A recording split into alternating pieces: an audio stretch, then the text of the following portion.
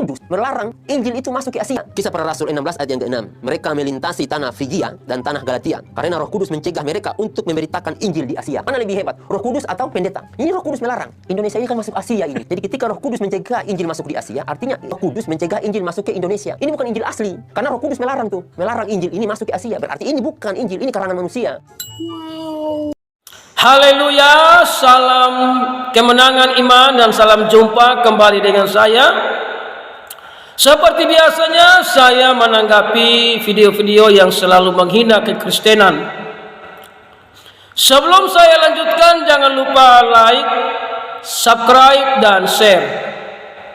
Sobat-sobat yang terkasih, baru saja kita menyaksikan sebuah video di mana ada seorang mu'alaf yang mengatakan bahwa Injil yang dipegang oleh orang-orang Kristen adalah Injil yang palsu berdasarkan Kisah Rasul 16 ayat yang ke-6. Namun kita melihat dari ayat yang keempat dengan perikop Paulus menyeberang ke Makedonia. Dalam perjalanan keliling dari kota ke kota, Paulus dan Silas menyampaikan keputusan-keputusan yang diambil para rasul dan para penatua di Yerusalem dengan pesan supaya jemaat-jemaat menurutinya. Jadi dalam perjalanan itu mereka menyampaikan pesan-pesan agar jemaat-jemaat ini menurutinya sesuai dengan keputusan para rasul. Ayat yang kelima, demikianlah jemaat-jemaat diteguhkan dalam iman, dan makin lama makin bertambah besar jumlahnya. Jadi perjalanan Paulus dan Silas dalam memberitakan Injil membuat banyak orang percaya kepada Yesus Kristus sebagai Tuhan dan Juru Selamat. Ayat yang ke-6, mereka melintasi tanah Frigia dan tanah Galatia karena Roh Kudus mencegah mereka untuk memberitakan Injil di Asia. Ini waktu itu nama Indonesia itu belum ada. Indonesia belum muncul di zaman ini. Namun orang-orang Kristen terus bertambah banyak atas pemberitaan Paulus dan Silas, sehingga dalam perjalanan ini Roh Kudus izinkan mereka melintasi tanah Frigia dan tanah Galatia. Mereka ada di sekitar itu dulu. Artinya mereka melayani sesuai dengan pimpinan Tuhan, bukan semau-maunya, bukan sesuka hatinya. Sehingga mereka melayani sesuai dengan pimpinan Tuhan. Makanya di ayat 7, dan setibanya di Misia mereka mencoba masuk ke daerah Bitinia, tetapi Roh Yesus tidak mengizinkan mereka juga. Mereka masuk, ini belum wilayah Asia, tapi pun Roh Kudus atau Roh Yesus itu tidak mengizinkan mereka. Ayat yang ke-8, setelah melintasi Misia, mereka sampai di Troas. Pada malam harinya tampaklah oleh Paulus suatu penglihatan. Ada seorang Makedonia berdiri di situ dan berseru kepadanya, katanya, menyeberanglah kemari dan tolonglah kami.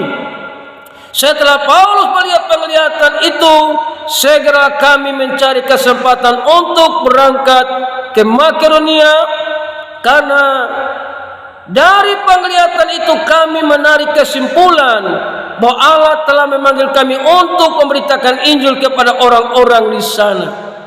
Jadi Paulus dan Silas tidak marah kenapa Roh Kudus mencegah mereka ke Asia, karena ada rencana keselamatan bagi orang-orang Makedonia, sehingga pimpinan Roh Kudus membawa mereka ke Makedonia.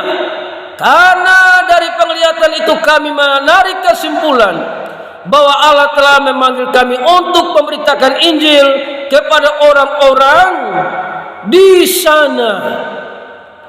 Jadi bukan berarti Injil tidak boleh sampai ke Asia. Waktu itu nama Indonesia belum ada, saudara. Ya, nah perhatikan sekarang baru Asia dibagi Asia Tenggara, Selatan dan sebagainya. Dulu hanya masih kata Asia saja, saudara. Indonesia belum muncul, ya, saudara yang terkasih. Jadi dari ayat itu bukan berarti Alkitab ini palsu, bukan Injil ini palsu, ya, tapi semua pelayanan para rasul, para hamba-hamba Tuhan harus sesuai dengan pimpinan Roh Kudus. Jadi melayani itu bukan sesuka hati, suka-sukanya kita, mau kemana terserah, bagaimana pimpinan Roh Kudus. Nah, saudara yang terkasih, sebab Tuhan perintahkan Injil harus sampai ke ujung bumi. Ya, dalam Kisah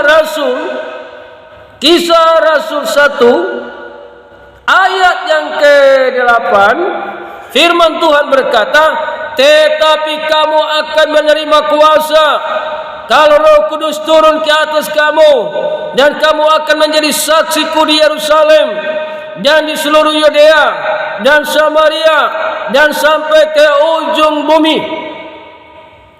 Ini waktu perintahkan ini Paulus belum ada, saudara. Ini adalah mereka-mereka yang dipenuhi oleh Roh Kudus, sehingga Tuhan perintahkan mereka untuk menjadi saksiku di Yerusalem dan di seluruh Yudea dan sampai Samaria dan sampai ke ujung bumi, termasuk Indonesia ini, saudara, adalah ujung bumi juga, saudara. Jadi para mu'alaf yang tadi, saudaraku yang mu'alaf, Injil ini bukan palsu. Inilah Injil yang menceritakan tentang kasih karunia Allah yang dikerjakan oleh Yesus Kristus dengan sempurna di atas kayu salib. Kita harus memberitakannya. Matius 28 ayat 19, karena itu pergilah, jadikanlah semua bangsa muridku dan baptislah mereka dalam nama Bapa dan Anak dan Roh Kudus. Jadi saudara mu'alaf, pengertian saudara tidak sama dengan pengertian Roh Kudus. Pengertian saudara itu hanya untuk menghina kekristenan, hanya untuk menjelekan kekristenan. Tapi pengertian Roh Kudus tidak seperti apa yang Anda sampaikan. Jadi bukan berarti Injil tidak boleh diberitakan sampai ke ujung bumi, tapi Tuhan menuntun mereka untuk wilayah-wilayah yang sudah Tuhan siapkan bagi mereka. Karena di Makedonia sana mereka sangat membutuhkan Injil, makanya mereka harus sampai ke sana dalam pimpinan Roh Kudus untuk memberitakan Injil. Jadi saudaraku yang mu'alaf, belajarlah agama kamu yang baru dengan baik, supaya kamu menjadi seorang penceramah-penceramah yang baru di agama yang baru. Karena saya yakin waktu Kristen itu saudara tidak pernah baca Alkitab dengan baik, makanya pola pikir saudara juga untuk menyampaikannya juga dengan tidak baik, saudara. Jadi saya berharap sebelum saudara dipanggil pulang oleh Tuhan, ingat pintu anugerah masih terbuka, karena hanya orang yang percaya Yesus yang akan sampai ke sorga. Jalan yang lama sudah ditutup, yaitu hukum Taurat. Tapi orang-orang, tidak ada satupun manusia yang mampu melakukan hukum Taurat dengan sempurna. Makanya jalan itu ditutup dengan Tuhan memberikan jalan yang baru atau membuka jalan yang baru untuk menuju ke sorga. Namanya Yesus berkata, akulah jalan dan kebenaran dan hidup. Tidak ada seorang pun yang sampai kepada Bapa kalau tidak melalui Yesus.